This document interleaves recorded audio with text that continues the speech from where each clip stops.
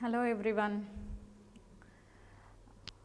We are discussing the design of machine members 1 subject, right? So before that, in the before last classes we have discussed like what are the design considerations and what are the different types of stresses are involved, what are the simple stresses, complex stresses, how we are going to design a particular component based on what parameters, what are the properties of the materials, all these are we have discussed. So that means main simple stresses we have discussed like tensile stress, compressive stress, shear stress and all we have discussed, right. Then based upon that, then what is mean by torsional shear stresses? What is mean by torsional shear stresses? Yeah. So in today's class we are going to learn about the torsional shear stress in machine parts. So as a design engineer, all we are with the different activities based on the design parameters, right. So here in as a mechanical engineer or as a design engineer, we must know about the different types of the stresses involved in the machine parts, and what are the properties of the material and what parameters we need to consider while designing the particular component, right. So for that, the torsional shear stress is also one of the most important consideration for the design engineers. So how it will be subjected to the torsion.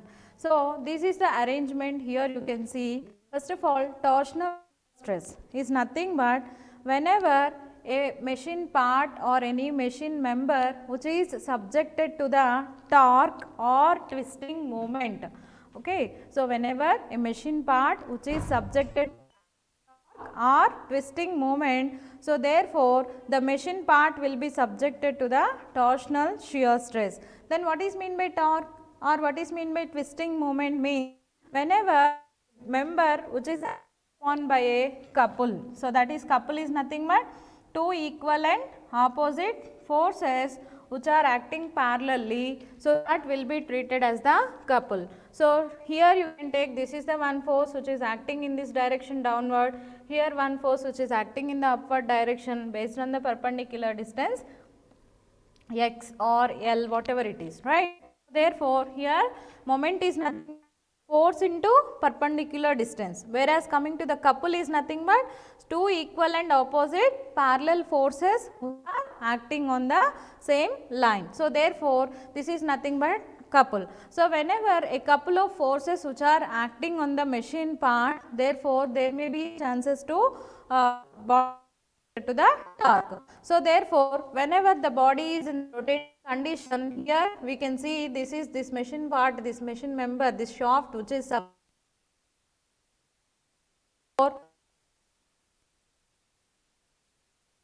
there may be a chances to get the type of stress, that is the torsional stresses. So simply we can find that torsional shear stress is nothing but the machine part is subjected to the couple. So by that time there may be a chances to get the torque, therefore based upon the torque we will get the torsional shear stresses. We will get shear stresses. So let us consider a shaft which is having the uniform length L. A shaft which is having the uniform length L, it is subjected to the torque in the clockwise direction. So what happened here? So this is the total diameter of this shaft, and here to here we will consider the radius of the shaft. In the basics itself, okay. So in the like mechanics of solids subject, we have learned the torsional shear stress equation which is derived from the basic parts, that the T by J equals to tau by R equals to C theta by L. So because we know that whenever the shear stress is directly proportional to the shear strain, therefore we will get the constant, proportionality constant, and this constant will be called as modulus of rigidity. Therefore whenever the torque, so therefore the shear stress tau is directly proportional to the shear strain, that is theta, therefore tau is directly proportional to the theta.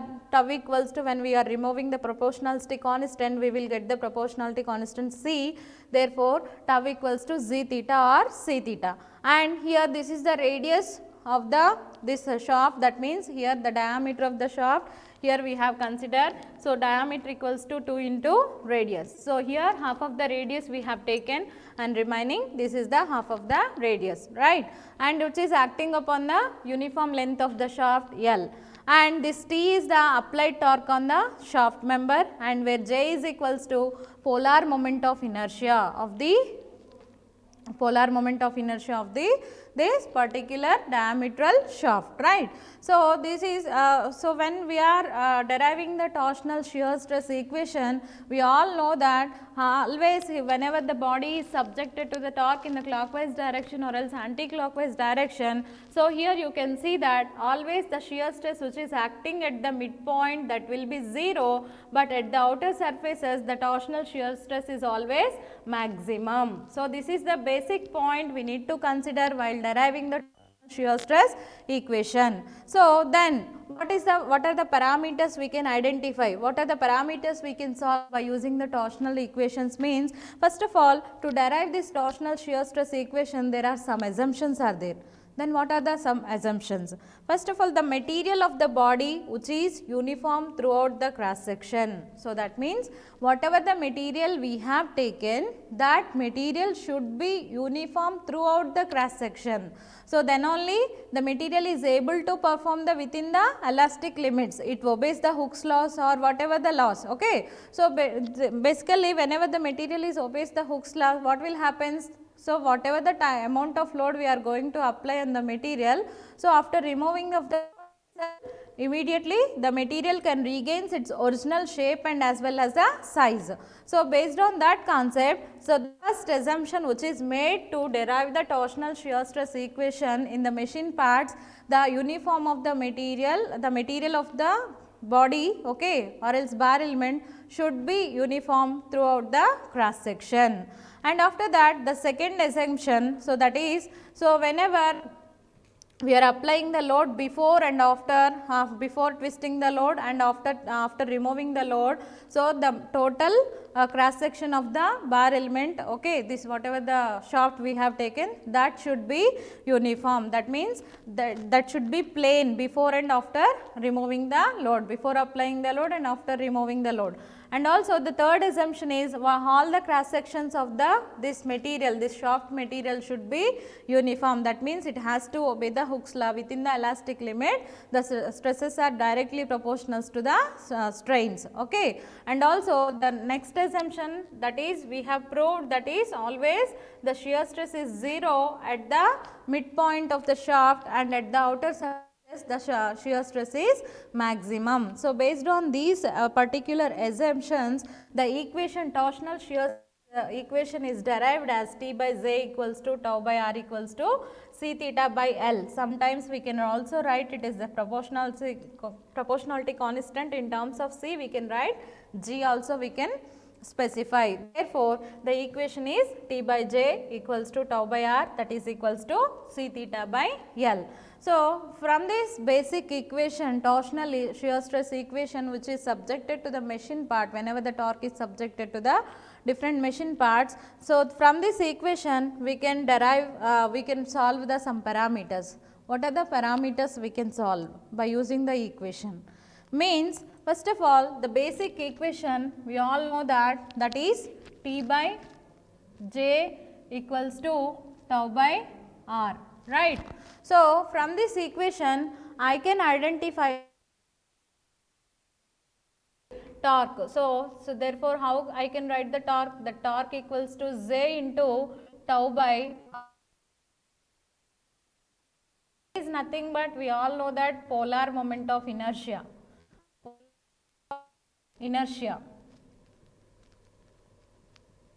So, therefore, here J is nothing but we all know that. So, these are the two cross sections we have. So, that is equals to the circular cross section is always that is equals to pi by 64 total polar moment of inertia, pi by 64 into d power 4. So, that plus pi by 64 into d power 4, that is equals to 2 into pi by 64, that is equals to pi by 32 into d power 4. Okay. So, when we are substituting this equation in terms of this first equation, therefore, we will get T is equals to j pi by 32 into d power 4 into tau into r is nothing but that is equal d equals to 2r, right. So, when r is equals to what I can take? So, 2r equals to d, therefore, r equals to d by 2 I can take, right. So, substitute the value. So, by r d by 2 means it will again 2 by d. So, therefore, from this equation d and d will get cancelled 1d. So, here 3 will be left over and 2 in terms of 16, therefore, t equals to pi by 16 into tau into d cube. So, this is the equation to identify the whatever the torque which is in the machine parts we can identify. And also from this relation we can also solve the shear stress. We can also solve the, if they are given the somewhat torque, so we can also identify the shear stress. And also we can identify the diameter of the circular shaft we can identify. So, therefore, solid circular shaft diameter if you want to identify, we have to use the equation from the basic parameter equation, that is T by J equals to tau by R equals to C theta by L. So, from that relation we can directly derive the T equals to pi by 16 into tau into d cube. By using this relation we can identify the torque T and we can identify the shear stress, we can identify the diameter of the shaft. Okay. So, this is only for the solid circular shaft, solid circular shaft. So, suppose if it is a hollow shaft, if it is a hollow shaft, then what is the equation if it is a hollow shaft? Hollow shaft is nothing but it is having the inner diameter and as well as the outer diameter. So, on that time we need to consider the outer diameter and as well as the inner diameter. Therefore, we can write the torque T equals to pi by 16 into that tau into, so that is d naught power 3 into 1 minus k power 4, where k equals to di by d naught, inner diameter divided by outer diameter. This is the equation we can use to solve the shaft diameters, that is inner diameter and outer diameters of the shaft, right. So, therefore, here just we have taken in terms of relation d naught power 4 minus di power 4 we will take. So, when we are substituting the d naught di power 4, we will common the d naught power 4 outside, therefore, it will be 1 minus, we can rewrite the equation 1 minus k power 4, where k is nothing but di by d naught power 4, therefore, so dd will cancel based upon this equation 2 by d naught, again here we will get, so therefore, that is why we will get here d naught power 3. So, this is the equation to solve the hollow type of shafts. Okay. So, similarly, in this expression, so when we are taking, now we have taken these two expressions, right. So, from these two equations we have identified, that is torque, okay, and as well as the shear stress and as well as the diameter of the shaft. So, when we are considering the two expressions, therefore, here always C into J we can multiply, cross multiply. So, therefore, that is called torsional rigidity when we are considering the equation T by J equals to. So, from that torsional rigidity. So, based on the rigidity also we can solve the problems, we can identify the different parameters. Okay.